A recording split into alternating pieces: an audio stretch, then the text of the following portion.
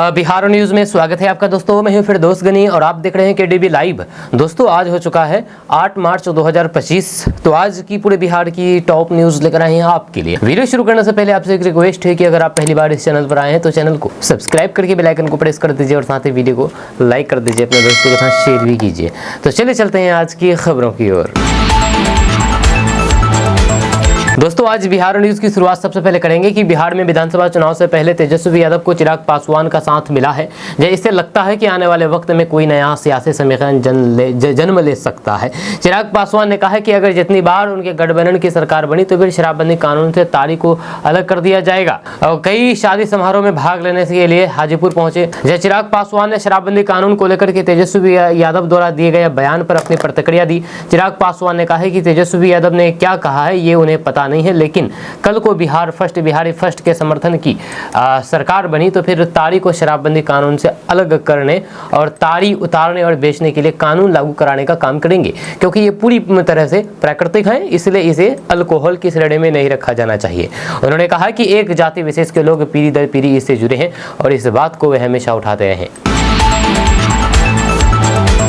दोस्तों जनसुराज के संस्थापक प्रशांत किशोर ने कहा कि आगामी विधानसभा चुनाव में सफलता मिली तो फिर अपने 10 सालों में बिहार को अग्रणी राज्यों में लाया जाएगा। अगले 10 सालों में इसके लिए पार्टी ने ब्लूप्रिंट तैयार कर लिया है। वहीं पर चुनाव लड़ने के सवाल पर उन्होंने कहा कि पार्टी का निर्णय हुआ तो फिर राघोपुर से चुनाव लड़ेंगे तेजस्वी यादव के खिलाफ। जैसे कि आपको पता है कि तेजस्वी यादव राघोपुर से विधायक हैं, राघोपुर से वे चुनाव लड़े हैं। अब प्रशांत किशोर ने राघोपुर से चुनाव लड़ने का ऐलान कर दिया है। इसका मतलब यह है कि तेजस्वी यादव के खिलाफ प्रशांत किशोर चुनाव लड़ेंगे। आपको बता दूं कि राघोपुर तेजस्वी यादव की सीट है। अगर प्रशांत किशोर ने तेजस्वी के खिलाफ उतारने का ऐलान किया है तो फिर बिहार में सियासी भूचाल आना तय है। जहां प्रशांत किशोर ने कहा है कि अगर जनसुराज की सरकार बनी तो फिर सरकारी विद्यालयों की स्थिति सुधारेंगे। जब तक सरकारी विद्यालयों की हालात नहीं सुधरेंगे तो फिर लोगों को अपने बच्चों को निजी विद्यालय में पढ़ाने की सुविधा दी जाएगी। तब तक निजी विद्यालय का फीस उनकी सरकार वहन करेगी। प्रशांत किशोर ने कहा है कि अगर सरकार बनी तो फिर 2/3 बिहारी छात्रों को सरकारी नौकरी में प्राथमिकता दी जाएगी। उन्होंने शराबबंदी कानून पर भी अपनी बात रखी है। प्रशांत किशोर ने कहा है कि जनसुराज की सरकार बनी तो फिर तत्काल शराबबंदी कानून को खत्म कर दिया जाएगा। शराबबंदी कानून से जनता का भला नहीं हो रहा है, उल्टा गरीब लोग जेल भेजे जा रहे हैं, अवैध रूप से शराब की तस्करी की जा रही है। प्रशांत किशोर ने जदयू और फिर भाजपा पर भी टिप्पणी की है। उन्होंने कहा है कि विधानसभा चुनाव में अगर एनडीए को जीत मिलती है तो ये तय है कि भाजपा उनको यानी कि नीतीश कुमार को मुख्यमंत्री नहीं बनाएगी। लालू के शासनकाल में अपराधी हावी थे, जबकि नीतीश सरकार में अफसरशाही हावी है। दोस्तों बिहार विधानसभा चुनाव होने में अभी समय है, लेकिन इससे पहले ही बिहार की सियासत में शराब ने एंट्री ले ली है। जब बिहार में अब शराब को लेकर के सियासत तेज है, कई नेताओं का दावा है कि सरकार बनते ही शराबबंदी कानून को हटा देंगे। जनसुराज के संस्थापक प्रशांत किशोर ने कहा है कि वे अगर उनकी सरकार बनती है तो 1 घंटे के अंदर शराबबंदी को हटा देंगे। वहीं तेजस्वी यादव ने प्रेस कॉन्फ्रेंस करके दावा किया है कि जब उनकी सरकार बनेगी तो फिर पासी समाज की आजीविका के लिए प्राकृतिक पेय पदार्थ ताड़ी बेचने पर पाबंदी को बिहार निषेध और उत्पाद शुल्क अधिनियम 2016 से बाहर कर देंगे। तेजस्वी यादव ने साफ कर दिया है कि वे शराब के नशे से या फिर शराबबंदी से कोई समझौता नहीं करेंगे, लेकिन ताड़ी को लेकर के जो पाबंदी है उसे हटा देंगे। वहीं पर कांग्रेस विधायक तेजस्वी यादव से 2 कदम आगे निकल गई है। जहां कांग्रेस विधायक ने ऐलान कर दिया है कि अगर महागठबंधन की सरकार बनती है तो फिर ठेके पर पहले की तरह शराब बिकेगी। जब कांग्रेस विधायक का ये बयान सियासी भूचाल ला सकता है। दरअसल विधानसभा में नेता प्रतिपक्ष तेजस्वी यादव ने 2025 में महागठबंधन की सरकार बनने पर ताड़ी को शराबबंदी कानून से बाहर करने की घोषणा करके नई बहस छेड़ दी है। लेकिन इससे भी आगे बढ़ते हुए कांग्रेस विधायक प्रतिमा दास ने कहा है कि अगर महागठबंधन सत्ता में आया तो फिर बिहार में फिर से शराब की बिक्री शुरू कर दिया जाएगा और शराबबंदी कानून को खत्म कर दिया जाएगा। अब सवाल आपसे है दोस्तों, आप जो इस वीडियो को देख रहे हैं, सवाल आपसे है कि क्या बिहार में शराबबंदी कानून को खत्म कर देना चाहिए या नहीं। नीचे कमेंट बॉक्स में कमेंट करके आप अपनी राय जरूर रख सकते हैं, क्योंकि आप ही की राय महत्वपूर्ण होती है। क्योंकि आप आम जनता हुए, आप बिहार के अलग अलग क्षेत्र के रहने वाले हैं, बिहार के लगभग सभी जिले के आप लोग रहने वाले हैं, तो आप अपना राय बताइए, सच राय बताइएगा कि आपकी नज़र में बिहार में शराबबंदी कानून को खत्म कर देना चाहिए या नहीं करना चाहिए। इसके पक्ष में है यानी कि बिहार में शराबबंदी कानून को खत्म करने के पक्ष में है या नहीं, आप नीचे कमेंट बॉक्स में अपनी राय जरूर व्यक्त कीजिए। दोस्तों बिहार में मुख्यमंत्री नीतीश कुमार और विपक्ष के नेता तेजस्वी यादव के बीच आरोप प्रत्यारोप का दिलचस्प दौर जारी है। नीतीश कुमार जहां पर एक बार फिर से पुराने रूप में आते हुए लालू प्रसाद यादव और फिर राबड़ी देवी पर तीखा हमला बोल रहे हैं, वहीं पर नीतीश तेजस्वी यादव पर निशाना साधने के साथ ही बिहार के मतदाताओं को 2005 से पहले बिहार की भी लगातार याद दिला रहे हैं। लेकिन नीतीश कुमार और तेजस्वी यादव की लड़ाई के बीच प्रशांत किशोर के एक बयान ने बिहार की राजनीति को पूरी तरीके से गरमा दिया है। जनसुराज पार्टी के बैनर तले बिहार की सभी 243 विधानसभा सीटों पर चुनाव लड़ने की तैयारी कर रहे प्रशांत किशोर ने यह बयान देकर के सनसनी पैदा कर दी है कि नीतीश कुमार बीजेपी के साथ मिलकर के विधानसभा का चुनाव लड़ेंगे, लेकिन नतीजों के बाद ये फिर से पाला बदल सकते हैं। प्रशांत किशोर ने इसके साथ ही अपने कई पुराने बयानों को दोहराते हुए नीतीश कुमार के स्वास्थ्य पर भी कई तरह के गंभीर सवाल उठाए हैं। भाजपा के रणनीतिकारों को भी नीतीश कुमार की राजनीतिक शैली का बखूबी अंदाजा है, इसलिए पार्टी के रणनीतिकारों ने पहले ही इसे ध्यान में रखते हुए अपनी रणनीति बना ली है। यह बताया जा रहा है कि भाजपा इस बार बिहार के विधानसभा चुनाव में बड़े भाई की भूमिका में चुनाव लड़ने की तैयारी कर रही है। जब साल 2020 में हुए विधानसभा चुनाव में एनडीए गठबंधन में जेडीयू और फिर भाजपा के बीच 122 से 121 के फॉर्मूले पर सीटों का बंटवारा हुआ था। जेडीयू को मिले 122 सीटों में से 115 पर नीतीश कुमार ने अपने उम्मीदवार खड़े किए थे और 7 सीटें जीतन राम मांझी की पार्टी को दिया था। वहीं पर भाजपा ने अपने कोटे की 121 सीटों में से 110 सीट पर अपने उम्मीदवार खड़े किए थे और 11 सीटें मुकेश सहनी की पार्टी वीआईपी को दे दी थी। पिछले विधानसभा चुनाव में 110 सीटों पर चुनाव लड़ने वाली भाजपा को 74 सीटों पर जीत हासिल हुई थी, जबकि भाजपा से ज्यादा सीटें यानी कि 115 सीटों पर चुनाव लड़ने के बावजूद भी नीतीश कुमार की पार्टी सिर्फ 43 सीटों पर ही जीत हासिल कर पाई थी। इस बार भाजपा ने बिहार में जेडीयू से ज्यादा सीटों पर चुनाव लड़ने की रणनीति तैयार कर ली है। इस रणनीति के तहत भाजपा ने पिछले विधानसभा चुनाव के 122 से 121 के फॉर्मूले को दरकिनार करते हुए 139 से 104 का नया फॉर्मूला तैयार कर लिया है। इस फॉर्मूले के हिसाब से 2020 के विधानसभा चुनाव में 115 सीटों पर चुनाव लड़ने वाले नीतीश कुमार की पार्टी को इस बार सिर्फ 104 सीटों पर ही संतुष्ट करना पड़ेगा, जबकि भाजपा इस फॉर्मूले के तहत 139 अपने कोटे में रखने की तैयारी कर ली है। भाजपा के आला अधिकारियों ने आला नेताओं ने नीतीश कुमार को इस फॉर्मूले के बारे में बताते हुए यह भी साफ कर दिया है कि पार्टी अपने कोटे से ही गठबंधन में शामिल अन्य दलों को सीटें देगी। दोस्तों बिहार में आगामी विधानसभा चुनाव को लेकर के महागठबंधन पूरी तरीके से सक्रिय हो गया है। इसी क्रम में गुरुवार को हुई महागठबंधन विधायक दल की बैठक में रणनीति तय कर ली गई है, जिसमें सभी घटक दलों के नेताओं ने एक स्वर में एक आवाज में तेजस्वी यादव के नेतृत्व को स्वीकार कर लिया है। कांग्रेस के वरिष्ठ नेता और विधायक विजय शंकर डुबे ने भी तेजस्वी यादव को महागठबंधन का नेता बताया है। नेता प्रतिपक्ष तेजस्वी यादव ने कहा है कि बिहार में शिक्षा, स्वास्थ्य, कानून व्यवस्था, छात्र, युवा, किसान या फिर महिलाओं का मामला हो, सभी को सदन में उठाना होगा। इन मुद्दों पर रणनीति बनाने के लिए महागठबंधन में शामिल सभी दलों के विधायकों की संयुक्त बैठक बुलाई गई थी। 2025 में महागठबंधन के चेहरे के सवाल पर कांग्रेस विधायक विजय शंकर दुबे ने कहा कि फैसला उनकी पार्टी का हाईकमान करता है या महागठबंधन के नेता आपस में बात करेंगे। जब गठबंधन में ये नियम रहा है कि गठबंधन के बड़े दल का नेता ही मुख्यमंत्री बनाता है, जी मुख्यमंत्री बनता है, ऐसे में साफ है कि तेजस्वी ही महागठबंधन का चेहरा और सीएम होंगे। जानकारी के अनुसार तेजस्वी यादव ने विधायकों को संबोधित करते हुए स्पष्ट निर्देश दिए हैं कि वे ऐसा कोई भी बयान ना दे जिससे गठबंधन में विरोधाभास पैदा हो। उन्होंने कहा है कि सभी को एकजुट होकर के एनडीए से लड़ना है। उन्होंने विधायकों को जनता के बीच अधिक समय बिताने और फिर महागठबंधन की मौजूदा सीटों पर जीत सुनिश्चित करने का निर्देश दिया है। साथ ही साथ उन्होंने कहा है कि नई सीटें जीत करके बिहार में सरकार बनाई जाएगी। दोस्तों औरंगजेब विवाद पर बागेश्वर धाम के पीठाधीश्वर पंडित धीरेन्द्र कृष्ण शास्त्री ने प्रतिक्रिया दी है। उन्होंने एक न्यूज चैनल से बातचीत करते हुए कहा कि हमारी नज़र में अकबर, औरंगजेब और बाबर महान नहीं है।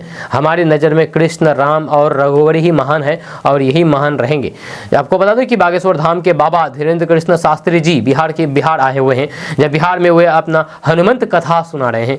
उन्होंने यहाँ पर कहा है कि ये देश छत्रपति शिवाजी महाराज का है, ये देश छत्रपति संभाजी महाराज का है, ये देश रानी लक्ष्मीबाई का है, ये देश भगत सिंह, सुभाष चंद्र बोस का है, जिन्होंने इस देश को बचाने के लिए अपने प्राणों का बलिदान दिया है। पंडित धीरेन्द्र कृष्ण शास्त्री ने कहा है कि इनकी फोटो मंदिरों में नहीं है, पर ये वे लोग हैं जिनके कारण आज मंदिर सुरक्षित हैं और देश सुरक्षित है। जी हाँ, जब उनसे सवाल किया गया है कि एक पक्ष ये भी कहता है कि औरंगजेब ने कई मंदिर भी बनवाए हैं, फिर इतनी नफरत क्यों? इस पर उन्होंने कहा है कि पीट कर सॉरी बोलना सॉरी नहीं कहलाता, ये प्रायोजित षड्यंत्र है। औरंगजेब पर नेताओं की टिप्पणी पर प्रतिक्रिया पूछे जाने पर उन्होंने कहा है कि हम राजनेताओं पर कोई भी टिप्पणी नहीं करते हैं, जब राजनेता अपने हिसाब से जीते हैं। हमारा विषय अध्यात्म का है, राजनेता आपस में कुछ कुछ बोलते रहते हैं। दोस्तों, तेजस्वी यादव अपने विधानसभा क्षेत्र राघोपुर में कई कार्यक्रम में शामिल होने के लिए पहुंचे थे। इसी दौरान मीडिया से बातचीत करते हुए तेजस्वी यादव ने विधानसभा क्षेत्र से प्रशांत किशोर के चुनाव लड़ने के सवाल पर तेजस्वी यादव ने स्वागत किया है। उन्होंने कहा है कि लोकतंत्र है, किसी को कहीं से भी कोई भी चुनाव लड़ सकता है, कहीं से भी। वहीं पर औरंगजेब के सवाल पर तेजस्वी यादव ने कहा है कि हम मुद्दे की बात करते हैं, ये कोई मुद्दा नहीं है। तेजस्वी यादव के क्षेत्र राघोपुर प्रखंड के जुरवनपुर में बाबा बागेश्वर के होने वाले कार्यक्रम को कैंसिल करने के सवाल पर बाबा बागेश्वर को पहचानने से ही तेजस्वी यादव ने इनकार कर दिया है। जहां तेजस्वी यादव ने कहा है कि हमें ये नहीं पता है बिहार में मोहन भागवत के लगातार हो रहे दौरे के सवाल पर तेजस्वी यादव ने कहा है कि लोकतंत्र में सबको अधिकार है, सब। जहां तेजस्वी यादव अपने विधानसभा क्षेत्र राघोपुर के प्रखंड के विदुपुर में राजद की युवा के नेता निर्दोष यादव की बहन की शादी कार्यक्रम में शामिल होने के लिए पहुंचे थे, तो फिर शादी होने की बधाई भी दिया। दोस्तों, बिहार में इस समय मौसम में बदलाव का संकेत मिल रहा है। पटना मौसम विज्ञान केंद्र के अनुसार आगामी 8 और फिर 9 मार्च को, यानी कि आज 8 और कल 9 मार्च को बिहार के कुछ हिस्सों में हल्की से मध्यम बारिश हो सकती है। साथ ही साथ वज्रपात के साथ तूफान का भी खतरा है। विशेष रूप से उत्तर पूर्व और फिर दक्षिण पूर्व बिहार के 7 जिले मधेपुरा, किशनगंज, पूर्णिया, कटिहार, भागलपुर, बांका और फिर जमुई में मेघ गर्जन और फिर वज्रपात की संभावना जताई है। मौसम विभाग के अनुसार 9 मार्च को एक नया वेस्टर्न डिस्टर्बेंस एक्टिव हो रहा है। ये पश्चिमी हिमालय क्षेत्र से बिहार तक पहुंचेगा और फिर बिहार के मौसम पर असर डालेगा। वेस्टर्न डिस्टर्बेंस एक प्रकार का मौसम बदलाव है जो कि पश्चिमी हिमालय क्षेत्र से बिहार तक पहुंचता है और इसके कारण बारिश, ठंडक और फिर तूफान जैसी स्थितियां उत्पन्न होती है। ये प्रभाव खास तौर से उत्तर पूर्व और फिर दक्षिण पूर्व बिहार के साथ बिहार के जिलों में अधिक देखा जा सकता है। वहीं पर मौसम विभाग ने येलो अलर्ट जारी करते हुए कहा है कि इस दौरान इन जिलों में तेज हवाएं चल सकती है, जिनकी गति 30 से 40 किलोमीटर प्रति घंटे तक पहुंच सकती है। इसके साथ ही मेघ गर्जन और फिर वज्रपात के साथ बारिश की संभावना है। ये मौसम स्थिति किसानों और फिर लोगों के लिए सतर्कता की आवश्यकता पैदा करती है, क्योंकि तेज हवाओं और फिर वज्रपात से नुकसान होने की संभावना बनी रहती है। बिहार में पिछले कुछ दिनों से मौसम गर्म और फिर शुष्क था, लेकिन अब वेस्टर्न डिस्टर्बेंस के प्रभाव से बारिश की संभावना बढ़ गई है। ये बारिश बिहार के कृषि क्षेत्र को फायदा पहुंचा सकती है, खास तौर से उन किसानों के लिए जिनकी फसलें वर्षा पर निर्भर है। हालांकि तेज हवाओं और फिर वज्रपात से किसानों और फिर आम लोगों को सतर्क रहने की जरूरत है। इस बार उत्तर पूर्व और फिर दक्षिण पूर्व बिहार के जिलों में अधिक प्रभाव देखने को मिल सकता है, जैसे कि मधेपुरा, किशनगंज, पूर्णिया, कटिहार, भागलपुर, बांका और फिर जमुई जिलों में मेघ गर्जन और फिर वज्रपात के साथ बारिश की संभावना अधिक है। इन जिलों में 8 और 9 मार्च को, यानी कि आज और कल, भारी बारिश और मौसम का तेजी से बदलाव हो सकता है। दोस्तों, बिहार विद्यालय परीक्षा समिति यानी कि बीएसईबी जल्द ही बिहार बोर्ड मैट्रिक परीक्षा 2025 का रिजल्ट घोषित करने जा रही है। यह संभावना जताई जा रही है कि 10वीं का रिजल्ट मार्च 2025 के अंत तक जारी कर दिया जाएगा। जिन छात्रों ने 17 फरवरी से 25 फरवरी 2025 के बीच ये परीक्षा दी थी, वे बोर्ड की आधिकारिक वेबसाइट पर जाकर के अपना रिजल्ट चेक कर सकते हैं। ये वेबसाइट है www.biharboardonline.bihar.gov.in और फिर result.biharboardonline.com पर अपना रोल कोड और फिर रोल नंबर का इस्तेमाल करके अपना रिजल्ट चेक कर सकते हैं। आपको बता दें कि 10वीं का रिजल्ट चेक करने के लिए उम्मीदवारों को वेबसाइट पर जाकर के बीएसईबी मैट्रिक रिजल्ट 2025 लिंक पर क्लिक करना होगा। इसके बाद रोल कोड और फिर रोल नंबर डाल करके सबमिट करना होगा। इसके बाद रिजल्ट स्क्रीन पर आपका डिस्प्ले हो जाएगा, जहां छात्र इसे डाउनलोड कर सकते हैं और फिर भविष्य के लिए प्रिंट आउट ले सकते हैं।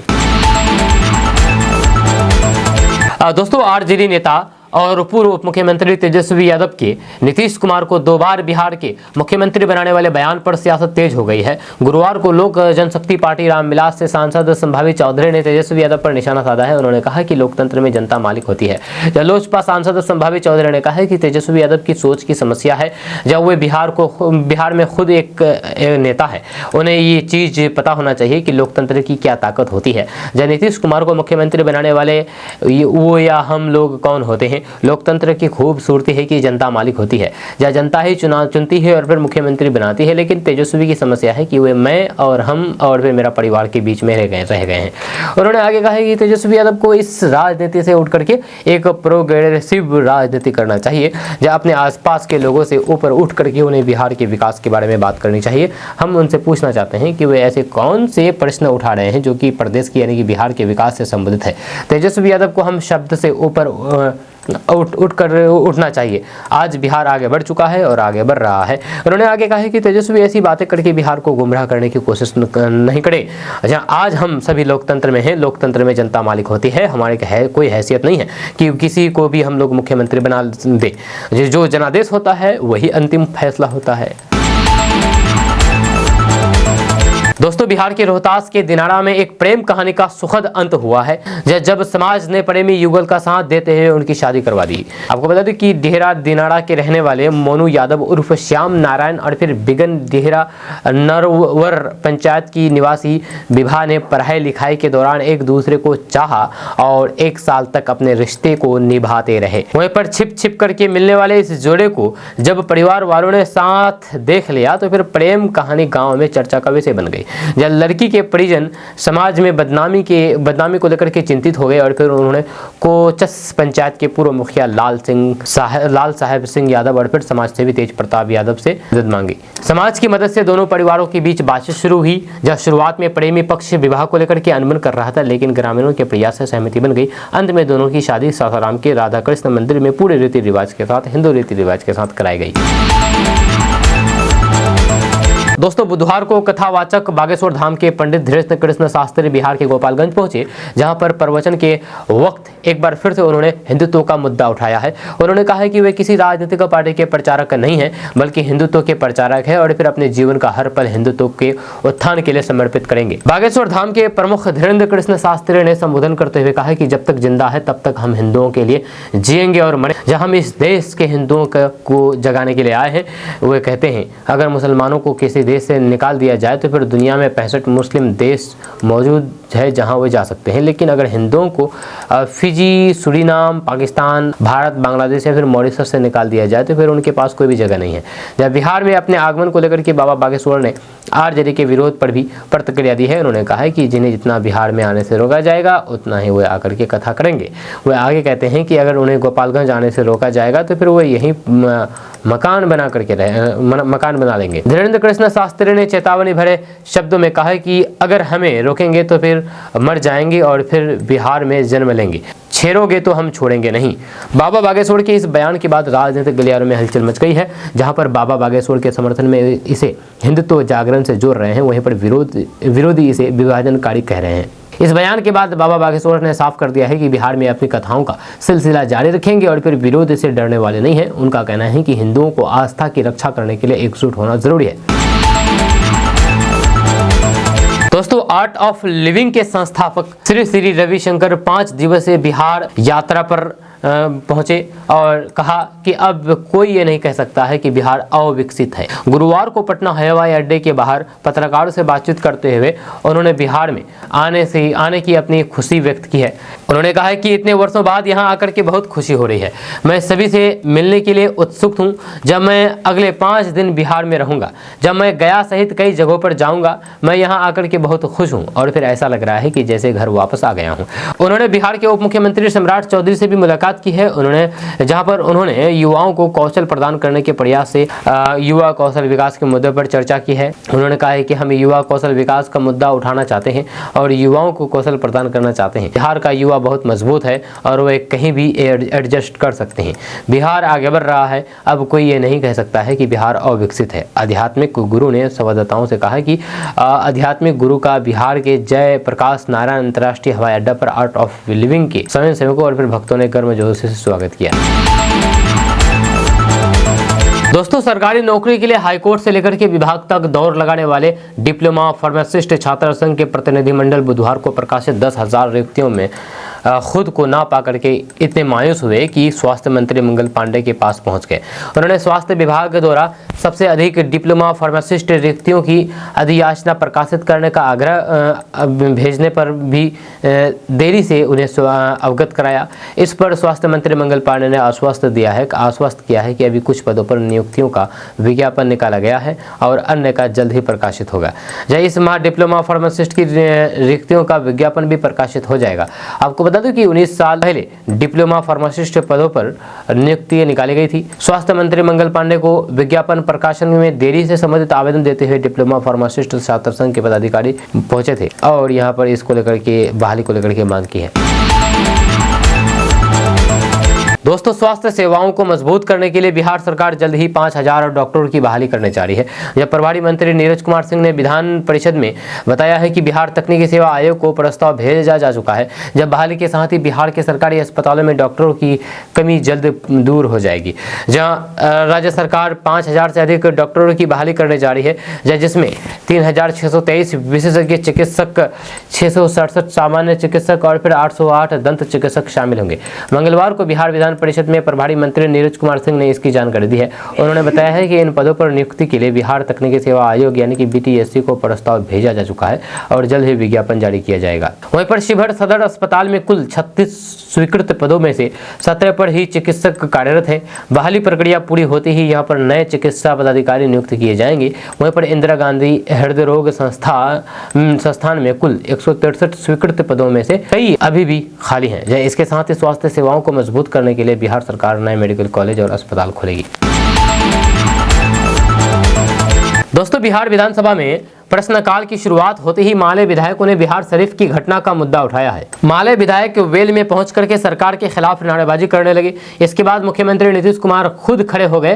नीतीश कुमार ने हंगामा कर रहे विधायकों से कहा कि हम आपसे हाथ जोड़ते हैं, अब आप लोग बैठ जाइए। आपको बता दें कि बिहार शरीफ में महिला की निर्मम तरीके से जान ली गई है। अब इस घटना का मुद्दा उठाने के बाद मुख्यमंत्री नीतीश कुमार सदन में खड़े हो गए। प्रदर्शन कर रहे विधायकों से कहा कि जैसे ही खबर आती है उसी समय आदेश देते हैं। जब कहीं का भी मामला होता है तो फिर हम तुरंत वहाँ के DM को कहते हैं कोई गड़बड़ किया है तो फिर हम तुरंत एक्शन लेने को कहते हैं। जब आप लोग काहे के लिए हंगामा कर रहे हैं जी, जब बिना मतलब की बात कर रहे हैं, जो गड़बड़ करेगा उस पर एक्शन होगा। आपको बता दें कि स्पीकर नंद किशोर यादव ने जैसे ही सदन की कार्यवाही शुरू की, इसी दौरान माले विधायक सदन में अपनी बात रखना चाह रहे थे, लेकिन स्पीकर ने इजाज़त नहीं दी। इसके बाद माले विधायक वेल में पहुंच गए और नारेबाजी करने लगे। इस पर स्पीकर ने कहा कि समय पर अपनी बात उठाइएगा। इसके बाद प्रश्नकाल की शुरुआत कर दी। स्पीकर ने कहा कि आपको बोलने की कोई भी अनुमति नहीं दी जाएगी। अध्यक्ष ने मार्शल को आदेश दिया है कि प्रदर्शन कर रहे सदस्यों को हाथ से पोस्टर ले लें। दोस्तों, बिहार विधान परिषद में कल एक अजब मामला सामने आया है। शिक्षा मंत्री सुनील कुमार विपक्ष के सवालों का जवाब दे रहे थे, तभी बीजेपी के सदस्य दिलीप जायसवाल ने उठ करके शिक्षा मंत्री के कार्यों की सराहना की है। इस पर RJD MLC सुनील सिंह ने कहा कि सुनील नाम का व्यक्ति अच्छा ही होता है। इसके बाद सभी सदस्य हंसने लगे।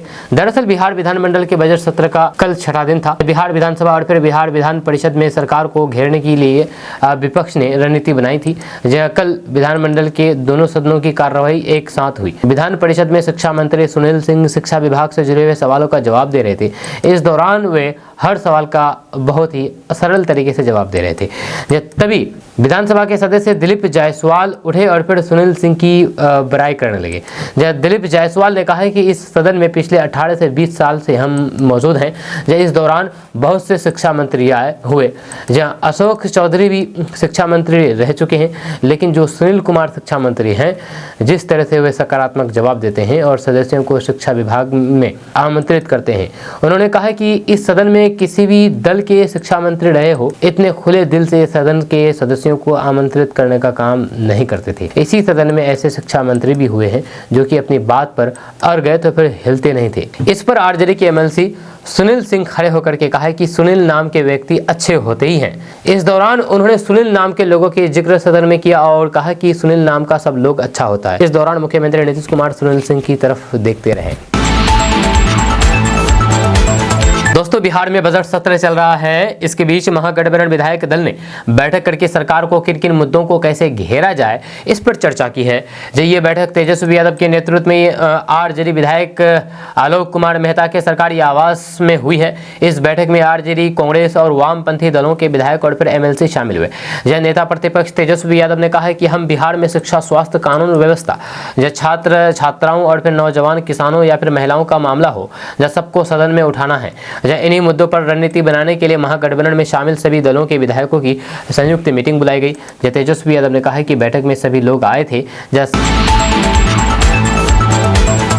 दोस्तों कोचाधामन विधायक इजहार अस्फी द्वारा बिशनपुर को नगर पंचायत बनाने की मांग को लेकर के अब इसका विरोध शुरू हो चुका है। जैसे कि आपको पता है कि अभी बजट सत्र चल रहा है और इस बजट सत्र में विधानसभा में कोचाधामन के विधायक इजहार अस्फी ने बिशनपुर को नगर पंचायत बनाने की मांग कर डाली। अब इसकी मांग करते ही इसका विरोध शुरू हो चुका है। जब बिशनपुर वासियों का कहना है कि यहाँ पर नगर पंचायत बनाने की कोई जरूरत नहीं है, हम लोग ग्राम पंचायत से ही खुश हैं, नगर पंचायत बनाने की कोई आवश्यकता नहीं है, कोई जरूरत नहीं है, क्योंकि नगर पंचायत बनने से यहाँ के लोगों को काफी ज्यादा समस्याओं का सामना करना पड़ेगा। जब वहाँ के लोगों ने कहा कि नगर पंचायत अगर बन गया तो नगर पंचायत से यहाँ पर अगर कोई भी कंस्ट्रक्शन का काम किया जाएगा तो उसके लिए सबसे पहले परमिशन लेनी पड़ेगी, उसके अनुसार बनाना पड़ेगा। जमीन मेरी, प्रॉपर्टी मेरा, सारा कुछ मेरा, लेकिन फिर भी इसके लिए परमिशन लेना पड़ेगा। अगर परमिशन नहीं दिया गया तो हम इसका निर्माण नहीं कर सकते हैं। और भी बहुत सारे तरह तरह के नुकसान है नगर पंचायत बनने से। तो हमें नगर पंचायत की कोई जरूरत नहीं है, कोई आवश्यकता नहीं है। यहाँ पर ग्राम पंचायत ही ठीक है, हम लोग इससे खुश हैं। जी हाँ, साथ ही यहाँ के लोगों का कहना है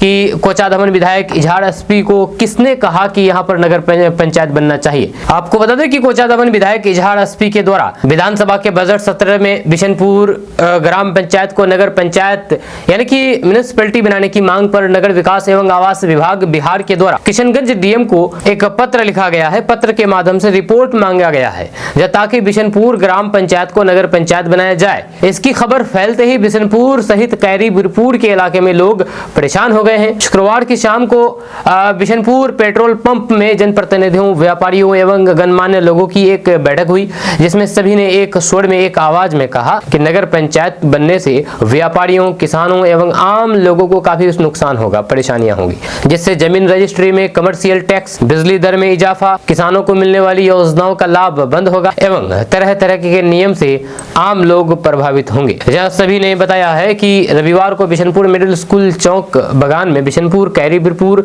डोहर पंचायत के जनप्रतिनिधि एवं गणमान्य लोगों की एक बड़ा बैठक रखा गया है, जिसमें जिला स्तर तक आंदोलन एवं पटना तक बिशनपुर को नगर पंचायत नहीं बनाने की गुहार लगाने पर विचार विमर्श किया जाएगा। सभी की मांग है कि किसी भी सूरत में बिशनपुर को नगर पंचायत नहीं बनने दिया जाए। इस दौरान उप प्रमुख प्रतिनिधि सद्दाम भारती, पूर्व मुखिया मुनाजिर आलम, सूरज कुमार रजक, पैक्स चेयरमैन निसार कौशल राजा, पूर्व पैक्स चेयरमैन गौतम चौधरी, मुदस्सिर हयात उर्फ साहेब मुंशी, स्वयं आलम, कृष्ण कुमार उर्फ पप्पू रजक, मिंटू शाह, अंसार आलम, स्वयं आलम, हैरुल, पैक्स चेयरमैन गुलाम अफसर, यासिर आराफत, नफीस राही, चांद हुसैन, अंजार आलम, महताब आलम पंच, कलाम अंजार आलम, सगीर खान सागरू आदि दर्जनों लोग शामिल रहे। नगर पंचायत के विरोध में यहाँ के लोग और क्या बातें कही है, आप आगे इस पूरी वीडियो को देखिए।